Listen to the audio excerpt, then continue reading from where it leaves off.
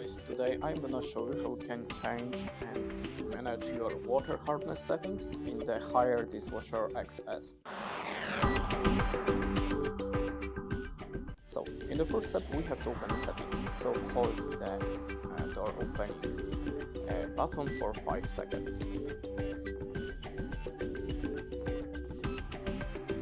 Now in the settings, go to the half load button to the right side or the cutlery button to the left side until you see the water hardness. Now confirm the choice by the delete start button. Select the water hardness.